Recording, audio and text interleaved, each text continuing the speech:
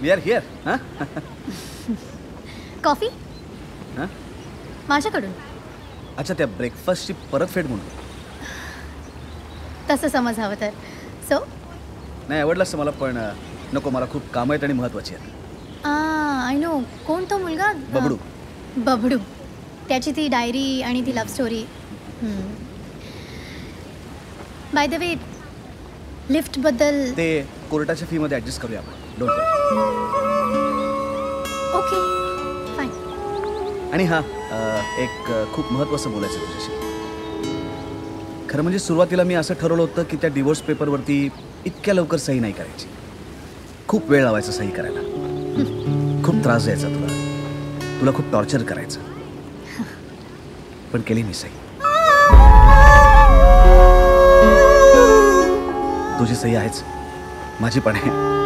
आता तू कोर्टात कधी केस फाईल करू शकतेस. थोड्याशा फॉर्मॅलिटीज झाल्या की यू आर फ्री.